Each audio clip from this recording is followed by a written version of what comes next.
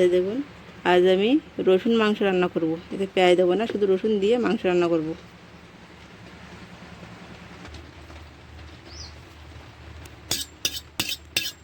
চুলায় আমি কড়াটা বসিয়ে দিলাম।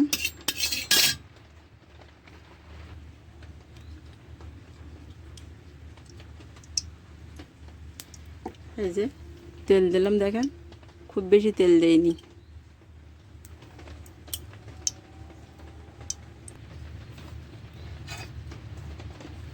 তেল গরম হয়ে গেছে, এবার আমি রসুন দেব আর একটা শুকনা মরিচ এই দিলাম।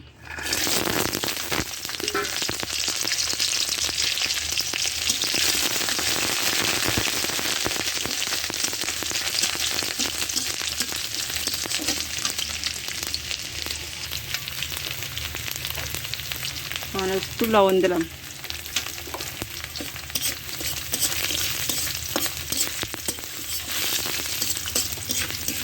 আমি রসুনটা বেটে দেবো না।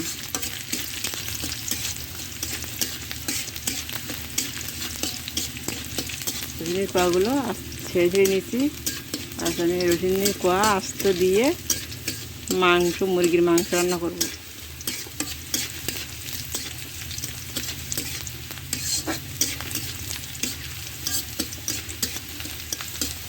এই যে রসুনগুলো আমার ভাজা হয়ে গেছে, দেখেন।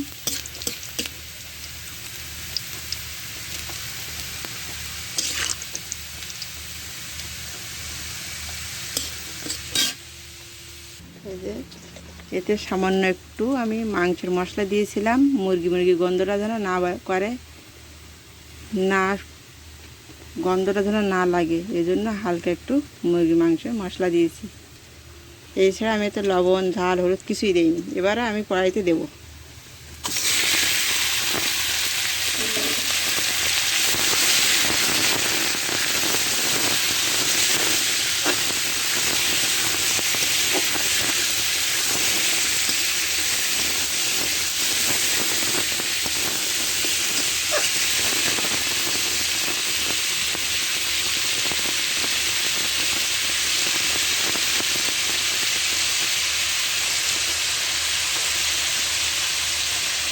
এবারে পরিমাণ মতো লবণ দেবো।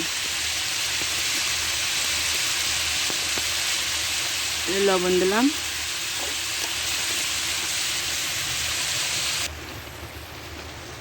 পরিমাণ মতো হলুদ দিলাম।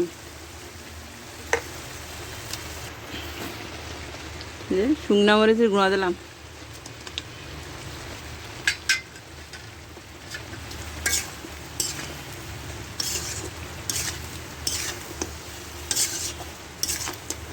আমি বেশি ঝাল দেব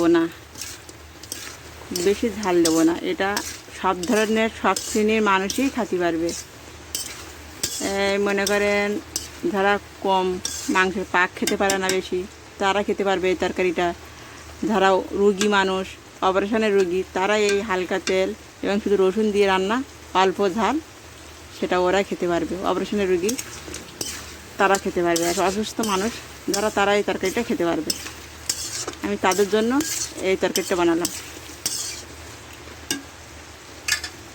দেখেন আমি কিভাবে বানাচ্ছি, দেখেন।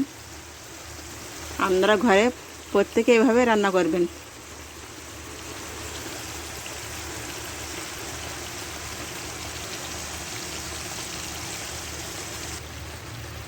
এবার আমি একটু জল দেবো, কারণ প্যারেসির মাংস এটা সিদ্ধ হতে একটু দেরি হবে।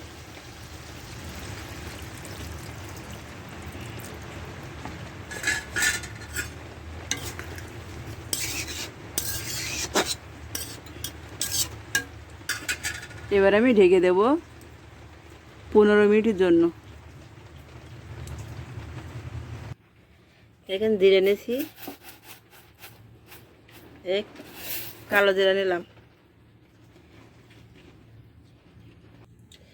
দেখেন একটা এলাচ আর দারুচিনি আর 2টা লবঙ্গ নিয়েছি।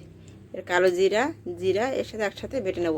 আমি গোলমরিচটা দেবো না, কারণ এটা সব শ্রেণীর মানুষই যেন খেতে পারে, এই জন্য এই মাংসটাই বানাচ্ছে, এতে আমি গোলমরিচ দেবো না।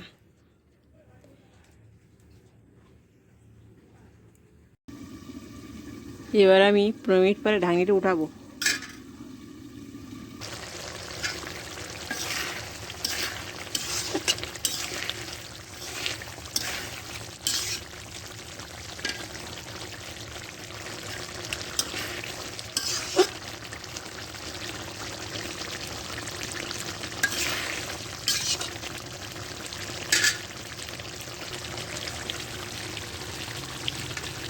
এবার আমি কিছু আলু দেব। আপনারা চাইলে 2-1 পিস আলু দিতে পারেন, নাই দিতে পারেন। আমার মেয়েটা আলু পছন্দ করে মাংসের, তাই আলু দিলাম।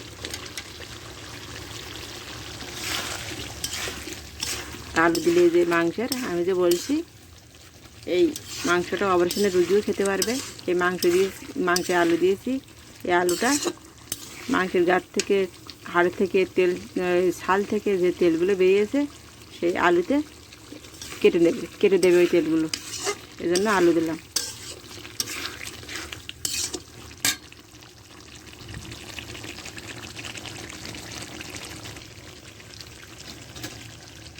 আলু দেওয়ার পর আমি 5 মিনিটের জন্য ঢেকে দেবো।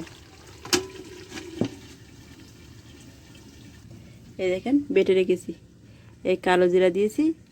এই কালো জিরাটা দিয়েছি। ওই মাংসের তেলগুলো মানুষের ক্ষতি করবে না শরীরে গেলে। এই কালো জিরা তার জন্য দিতে হয়, দিলে মানুষের শরীরে কোনো ক্ষতি হয় না মাংসের তেলে। সব ধরনের রুগী, সব ধরনের শ্রেণীর মানুষ এই মাংসটা খেতে পারবে। এবার 5 মিনিট পরে আমি ঢাকনিটি উঠাবো। ঢাকনিটি উঠালাম।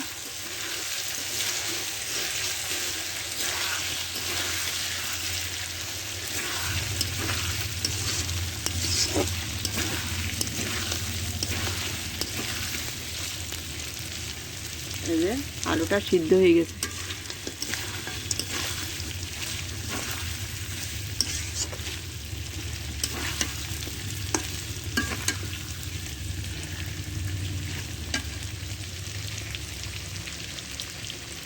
এবারে আমি পরিমাণ মতো জল দেবো।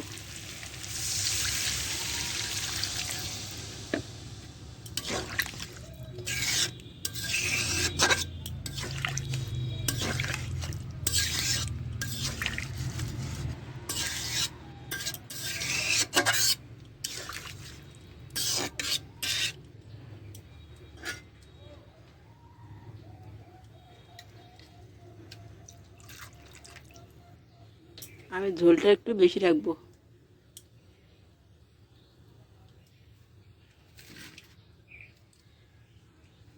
ঝোলটা দেওয়ার পরে আমি 5 মিনিটের জন্য ঢেকে দেবো।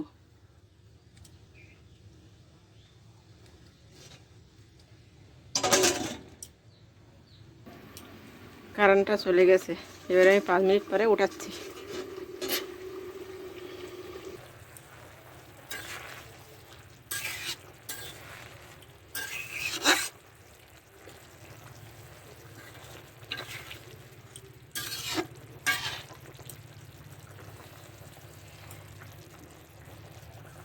এবার আর ঢেকে দেবো না, ওইভাবেই ফুটাবো। 3 মিনিট ওইভাবেই ফুটিয়ে নেব।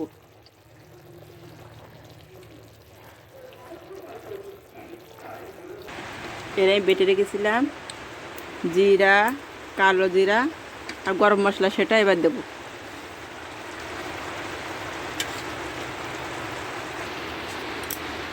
দেখেন 5টা কাঁচামরিচ দিচ্ছি, সামান্য একটু করে ফেটিয়ে দিচ্ছি। যারা একটু ঝাল খেতে পছন্দ করবেন সেটা তারা কাঁচামরিচটা মেখে নেবেন ভাতে। ভয় পাবেন না ঝাল দিকে বেশি, কারণ বাজারের শুকনা মরিচের গুঁড়া কিনে আনা, ও শুকনা মরিচের গুঁড়া তেমন ঝাল হয় না। আর যারা একটু ঝাল খাবেন তার জন্য আমি কাঁচামরিচটা দিয়ে দিছি। মশলা দেওয়ার পরে কাঁচামরিচ দিছি, সুন্দর একটা ফ্লেভার আসবে তার জন্য। আর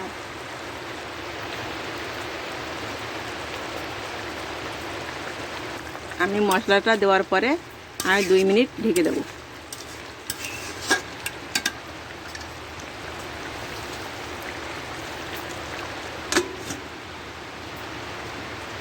এবার আমি 2 মিনিট পরে উঠাবো। আমি ঢাকনিতে উঠাইছি। এবার দেখেন এই যে ঝোলটা আমি স্বাভাবিক আনেছি।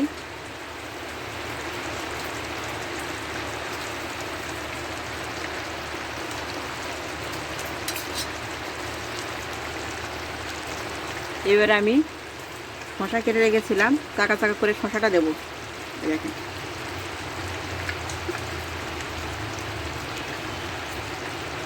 শসা আর টমেটো আপনারা অবশ্যই দেবেন।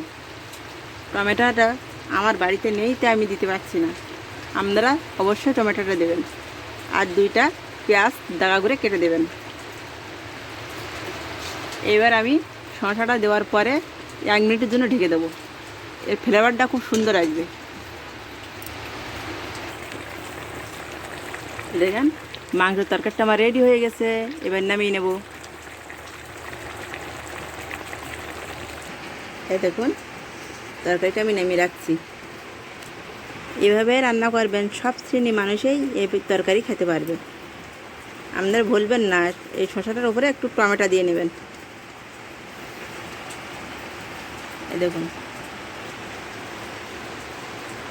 যদি ভালো লাগে আমার এই মুরগির মাংস রান্নাটা, যদি আপনাদের ভালো লাগে তাহলে জানাবেন, আর একটা লাইক করে দেবেন।